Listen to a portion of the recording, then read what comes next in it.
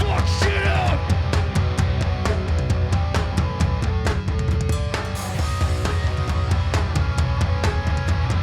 Two-step!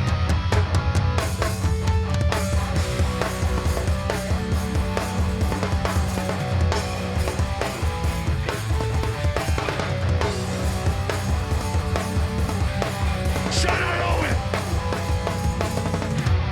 It's called Looking Down the Barrel.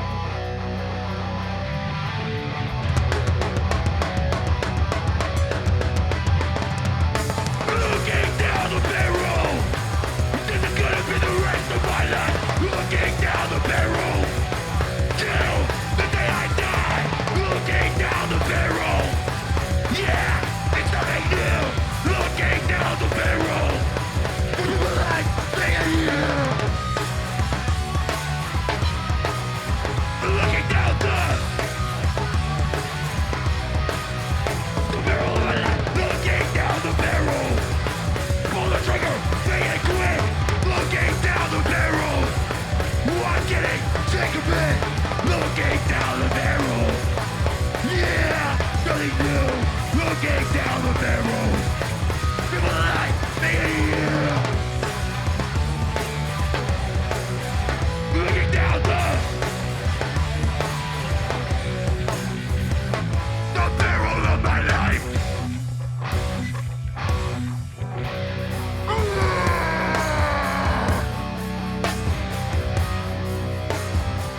Looking down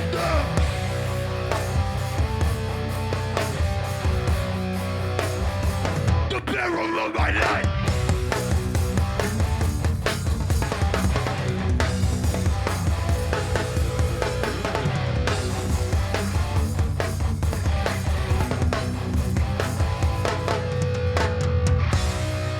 Live from the MSU bowling alley, this is The Basement. I am Liv.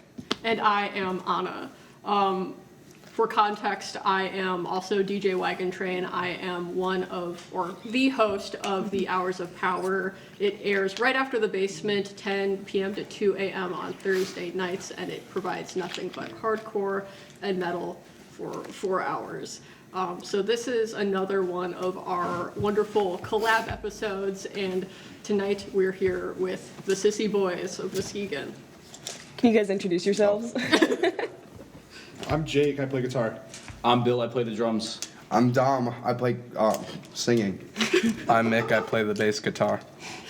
All right, well, we were talking a little bit earlier about just getting some background information from you guys, and you all are relatively young, right? Like, how old are you?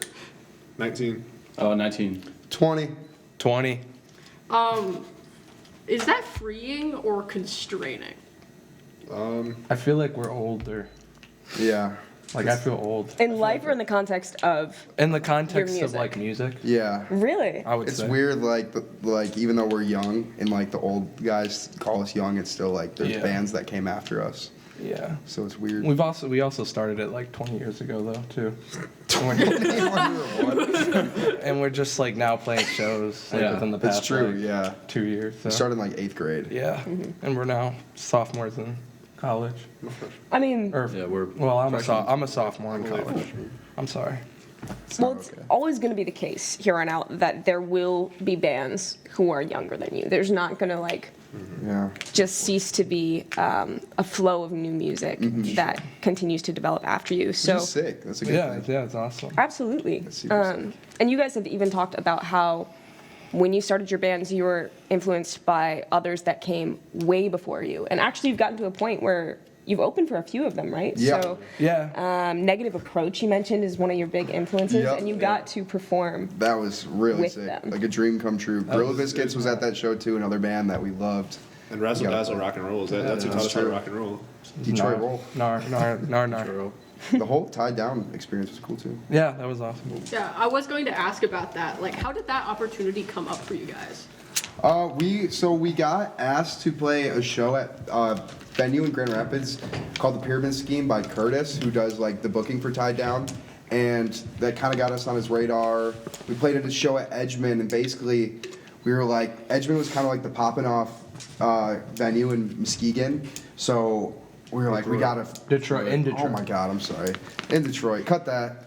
In Detroit, and basically we're like, we gotta make it special. So we decided like it would be funny if like I rode it on a bike, and they just really f***ed with that. And then after they like went up to Jake and they're like, yo, save the date, you know, for the thing. And we didn't even put it together. And then like all of a sudden we got a text one day and they're like, you're on Tied Down. It was like 2 in the morning. I was Yeah. getting up for work, and they were like, guys, you guys want to play or we still have you down for Sunday if you guys want to play. And I was like, oh, yeah, maybe. We'll think about it. Yeah, we'll think about We'll it. think about it. Like, No, we said yes. Yeah.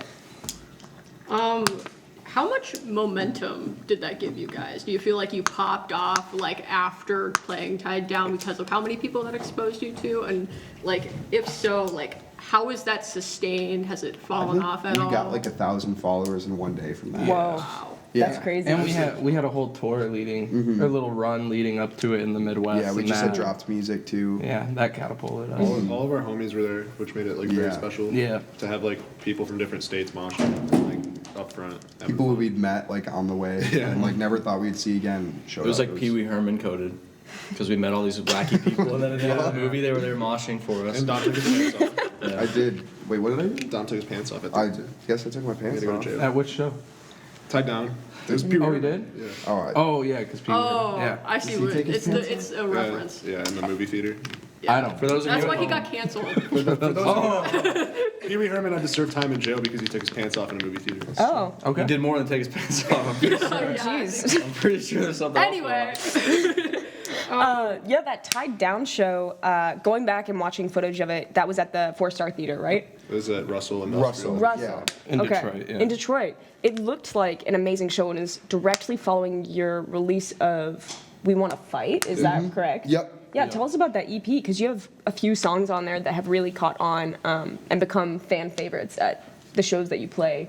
Yeah, even so like that was kind of like the first like 4 years of our music that we actually like we've written a lot of songs that are like super stupid and that really suck, and those were like the songs that didn't really suck too bad, you know, so we just kind of recorded them, we put them out independently. We got them mastered by one of our friends. Our friend Luke Dean really helped us out with that. And I don't think we didn't put it out with DGR originally, right? No, they picked us up after. Well, Yeah. Which so we is played- delayed gratification Yep. records. Shout out DGR. We played this venue in Akron called The Cave, and that was where Vlad and like we were playing with M Love and Rejoice, and that was where they picked us up at. And then at Tied Down, that was where they were like, hey, if you guys ever want any tapes, let me know. Yeah. And we were like, cool, we're putting the cherub on everything. Which is their logo. It's a really cool logo, and they have socks if you ever go check them out. Okay, you wearing them? going off of, No, I don't have the socks on. going off of We Want to Fight, I do want to ask, who are you fighting? No one. No one. It's a joke song. Yeah. none of us have ever been in a fight Yeah. before. The whole like point of the song was like it started where we were. I don't even know like why we wrote it, but we were just like thinking of like people who, you know, you go to a show and they can't take a joke or they like get mad when you mosh into them and they're like, what, you want to fight? And like that's kind of the bit is like we're making fun of those people who are trying to like start fights out of nothing. And it's like chill out, you know, just have fun and Chill the flip out. yeah, chill the flip out. Are we allowed to swear? This one's called Pay or Disrespect.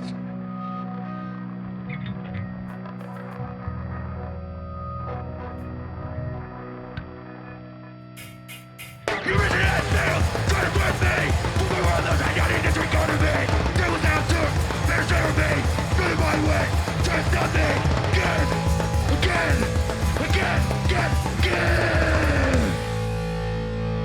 So pay your fucking disrespect.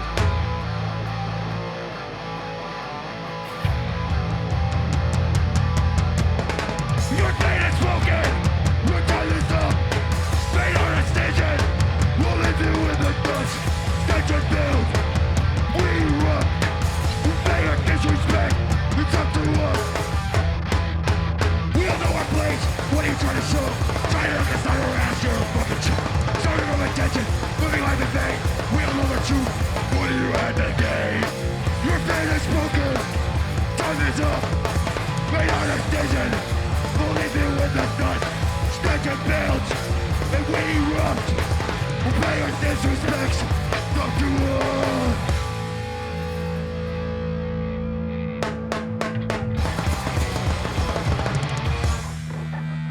I see a number of you have X's on your hands, which means you're straight edge. How many of you are straight edge? Are all of you straight edge? Yeah. Yes. Even the one that's not.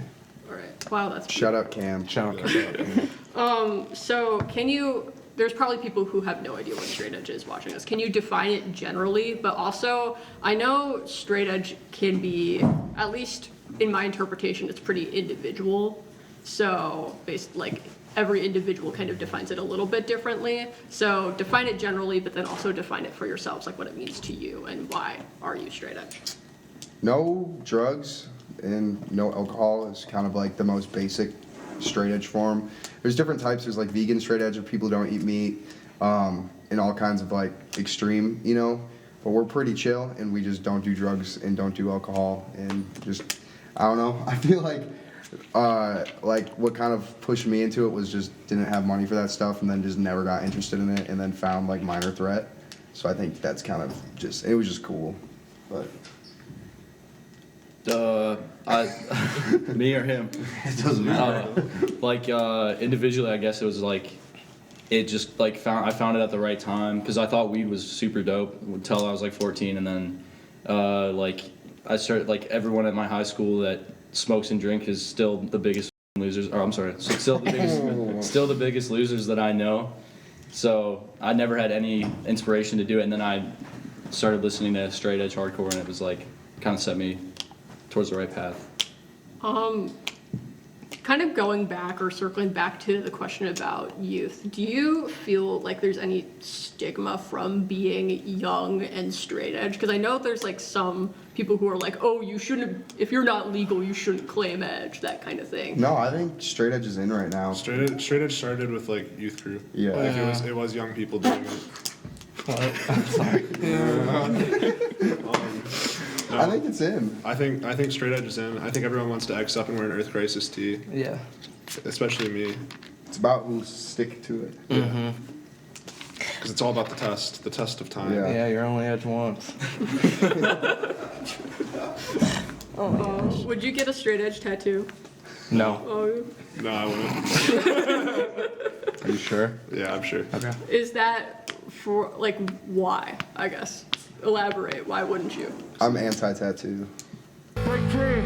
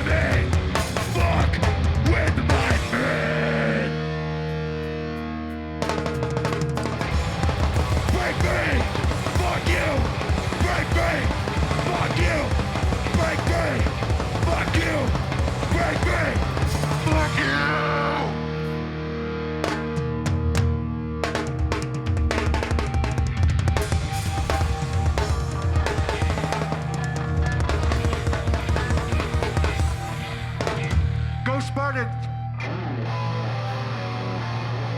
Fuck the Wolverines! Break free for the blood! Get up on the wrist! Sick inside! Being put to the test! Coming loose on the stage! Running deep in my skin! Fuck with me! Fuck with my brain!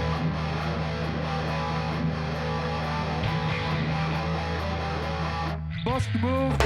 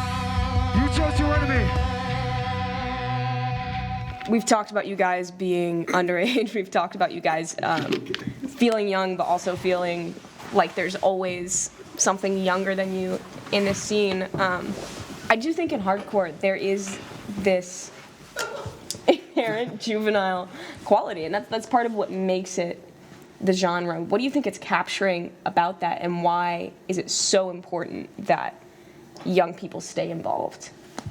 Because old people can't mosh anymore. That's true. And they can't write good riffs all the time.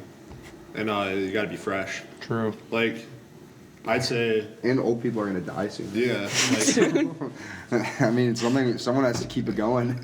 like Dom's the hardcore prodigy apprentice of booking shows right now because he did better than me last night. Oh, that was Jake too. So like, It was both in of us. 10 years, there's not going to be a bunch of promoters around, and someone's got to teach younger people how to do it. Also, it is kind of a juvenile attitude to be mad about stuff and try and find a solution instead of just giving up, which I feel like is cool in hardcore. And people talk about that stuff. Yeah, we gave up a while ago, though. Yeah, we sold out. You guys are from Muskegon. Did you come up in like the Grand Rapids scene, or was there like a scene in Muskegon, or were you guys just like everywhere? We built that Muskegon scene on our backs. Yeah. No, we came up in Grand Rapids, and then made our way to Detroit. Haven't been back since. No, I'm kidding. No, I feel like we definitely had a lot of help in Grand Rapids. Yeah, because we're not from like a town that has really like hardcore, like not hardcore, but like a hardcore scene is like a way to describe a scene. You know, it's like we're kind of accepted by a lot of different people because not like they feel pity or anything, but it's like we don't really have a homes. My phone is going off. That's Sorry. me. Thank you. Yeah. Who's calling you? That's come on. You crazy. want to pick it up? I'm sorry. I'm so sorry. It's my friend. It's my friend. Yeah, I feel like we just get accepted by a lot of different people because we don't have that home scene that people are like, yo, come and just chill with us. So, but yeah, mostly Grand Rapids. Yeah, I'm not even from Muskegon technically. I'm from Spring Lake, which is like a even smaller town. Spring Lake straight edge, shout out. And there's literally, there's like through Spring Lake to Muskegon is like 18-minute or 20-minute drive, but there's like nothing. There's never been a show. I don't think there's ever been any kind of show besides like high school jazz band in that area, and then Muskegon like just now is like starting to have something real. And it's special. It's special. Very It's happening good. in West Michigan right now. Because as long as we've been going to shows, well, we started trying to get into hardcore when we were like 16. Didn't go to a show in Muskegon until we were 18. Yeah. Nothing was getting booked there. Or 17, I guess, was when Credit Union started doing shows. Yeah. Shout out. Nick Sandy, Noise God. Yep. So this is kind of, again, alluding back to like the conversations we were having before we started the interview. Something that like I think happens kind of with every scene or every state is that like people have a lot of pride in their communities and in their respective scenes, and so there's like a little bit of like almost territorial behavior that comes with like preserving the sanctity of what it means to be from, say, like Lansing or Detroit or Muskegon, you know what I mean? So what I want to ask you is, because we've been having these conversations about youth and encouraging people to be more involved, where do you draw the line between encouraging an up-and-coming scene to like forge its own path and not uplifting or supporting a scene that could use more attention? I think it's all about Michigan. We say we're from Muskegon and we're very proud of that, just because we were like, I don't know, one of the only Muskegon bands for a little bit. But I don't know, I'm like, we're always texting like the younger kids we know, like shout out Quentin Tennant. Always calling them before gigs and saying, if you don't come here, you're a poser and you're never going to make it in the hardcore world. But no, I think everybody should be helping each other out. I don't think there should be anything more special of each other. I mean, obviously there's always going to be bigger cities that have bigger shows and are doing bigger things, but I think everyone should be helping each other out all the time. It should be all about Michigan unity.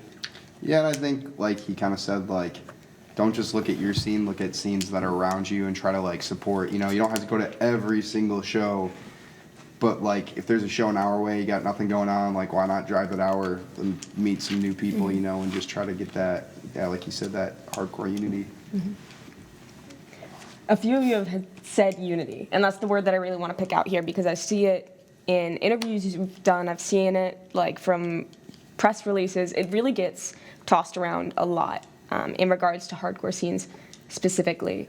Like, what are you unifying over? Why is it so important to this genre and this community in a way that it's not necessarily for others? I just think it's kind of scarce right now. Like, there's not, like, I think hardcore is huge right now, you know, but it's still, like, there's not too much going on, so it's, like, support what you can.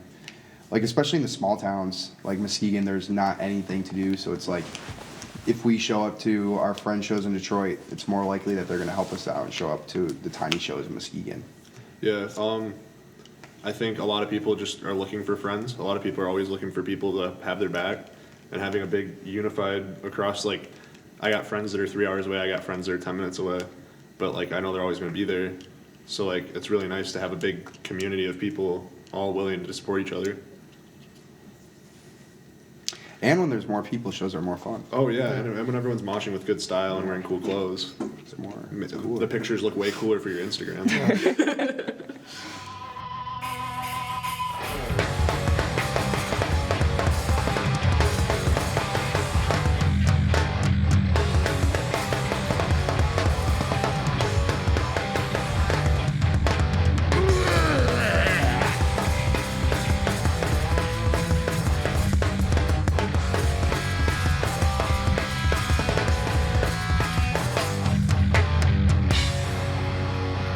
Two-step.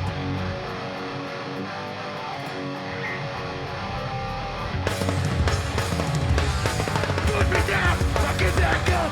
Look at you say I'm not giving up. Go to this world, you can work on my mind. Mutilate my brain, but my body is bad. You don't surrender me. You don't surrender me.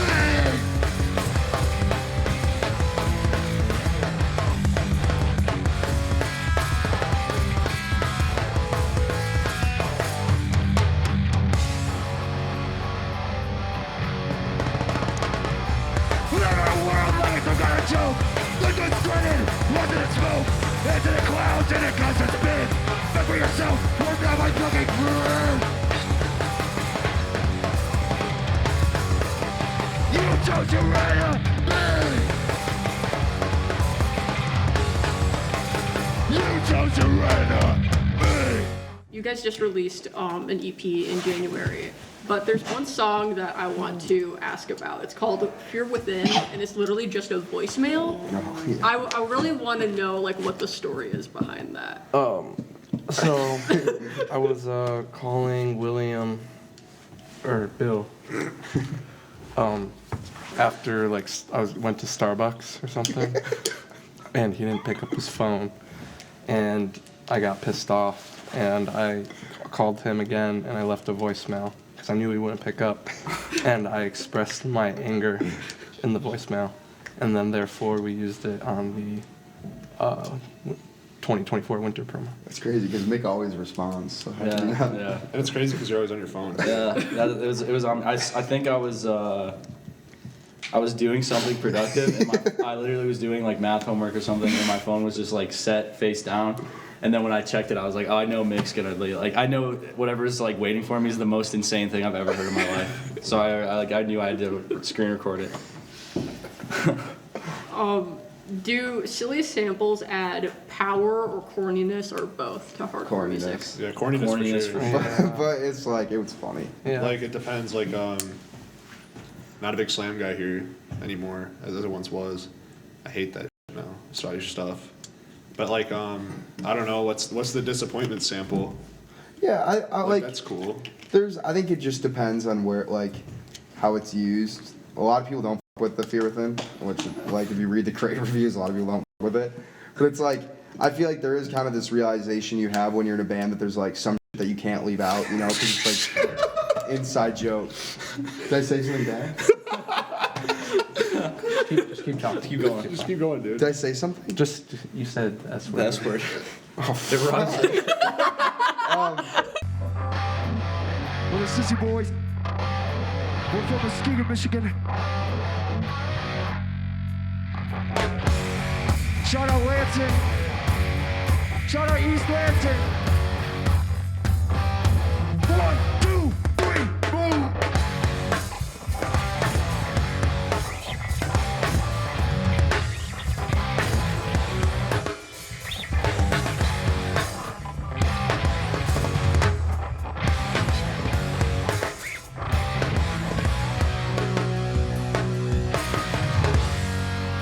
Nothing to defend me.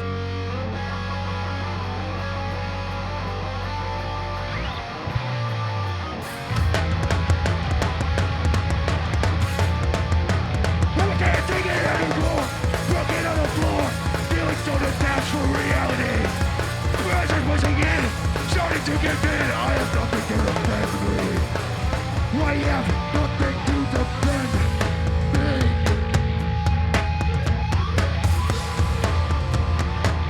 I have nothing to defend me.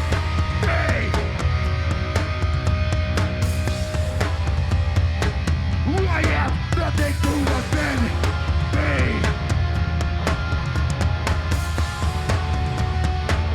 I have nothing to defend me.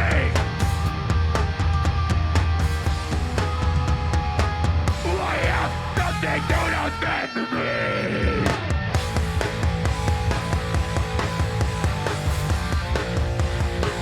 I have nothing to defend me.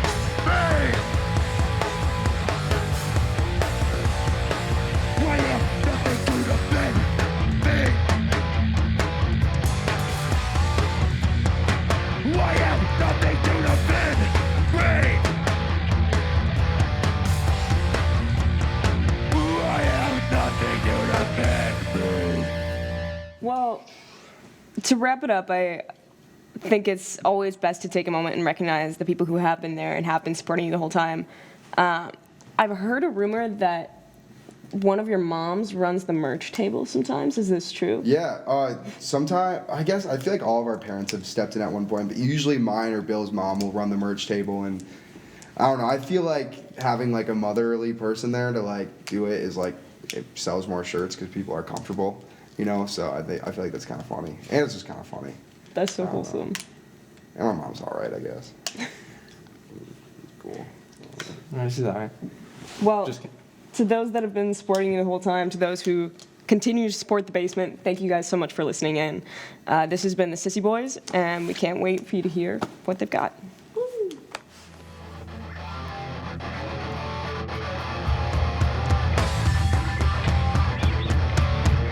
Think you're wrong, think it took a while. What's I do? Treat me like an idiot. Fucking kill you. I don't like you or a word you say. Fuck you up in my way. Cut me. 1, 2, black. Way. 1.